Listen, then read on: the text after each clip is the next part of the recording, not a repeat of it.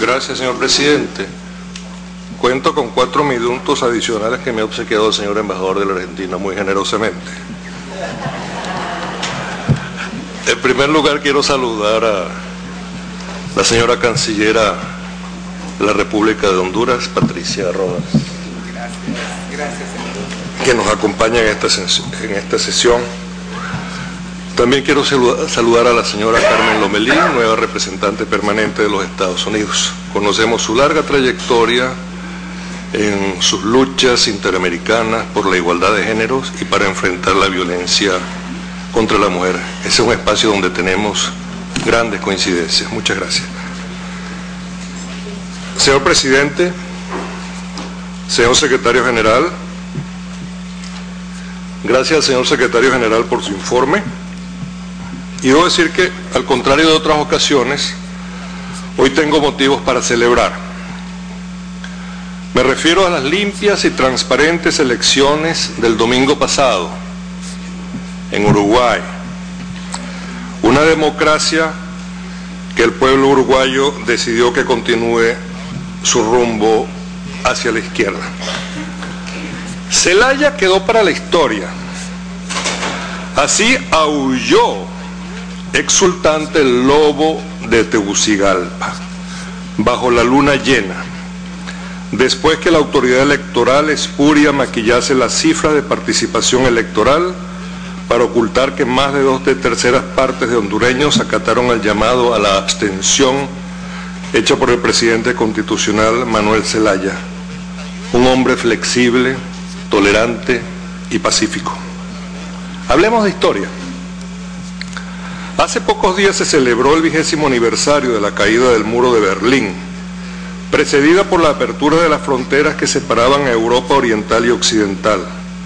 Lo más notable fue que el fin de un socialismo autodestruido por las desviaciones estalinistas dictatoriales, la corrupción y el burocratismo se produjo en paz y en democracia.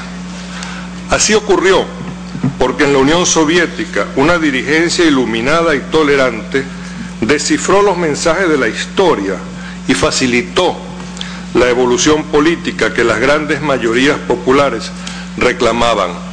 Berlín 1953, Budapest 1956, Praga 1968 y Afganistán en los años 80 fueron lecciones aprendidas y asimiladas.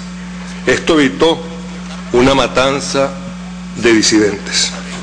En el siglo XXI está evolucionando en América Latina una rebelión general por la libertad, la democracia y la justicia social, paso a paso y país por país, contra la histórica dominación imperial. La diferencia con el buen antecedente ruso y europeo oriental es abismal.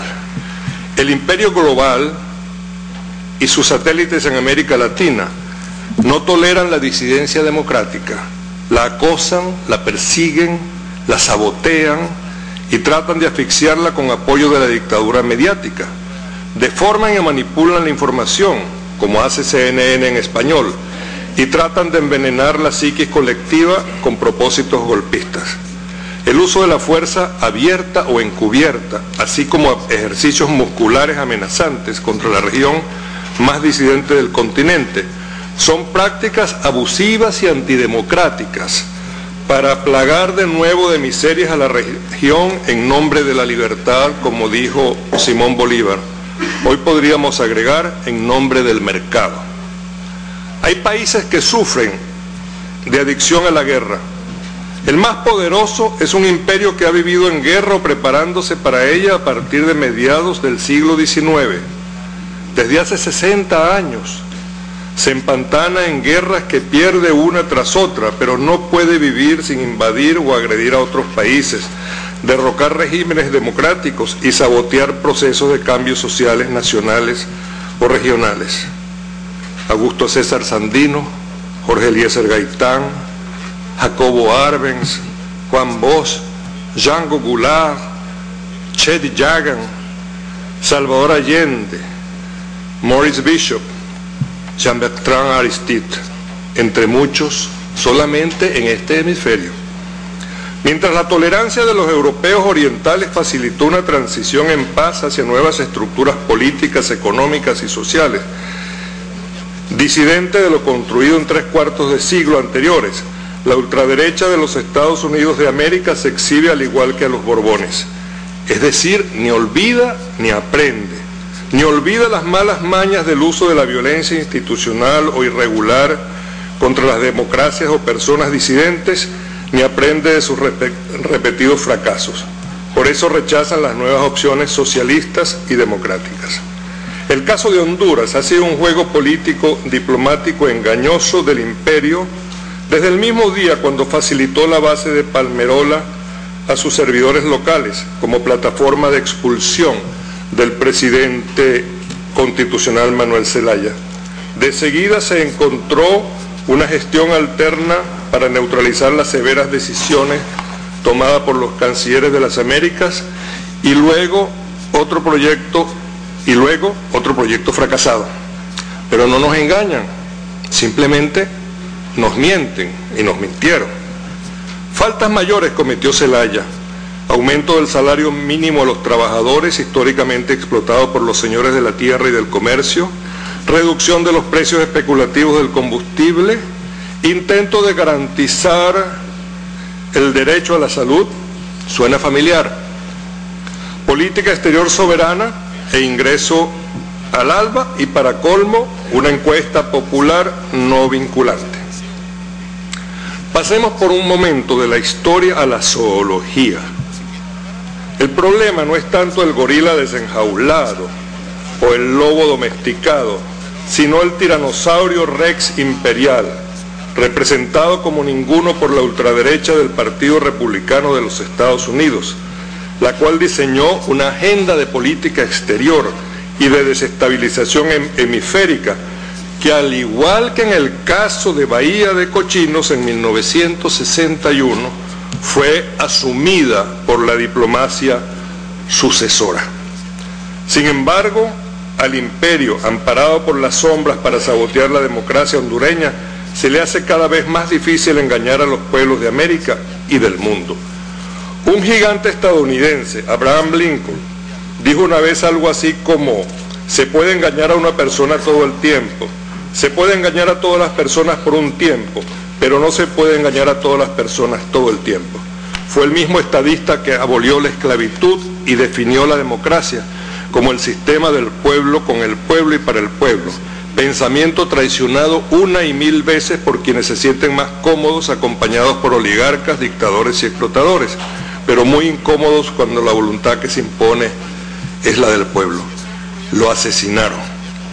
En presencia de una desorientada diplomacia imperial ante la oleada de cambios sociales y políticos democráticos en las Américas, casi que nos obligan a rendir homenaje a la exitosa ultraderecha del Partido Republicano de los Estados Unidos y a sus cómplices, los fundamentalistas religiosos, por haber asegurado la continuidad de las políticas intervencionistas del gobierno de Dick Cheney, Donald Rumsfeld y Condoleezza Rice.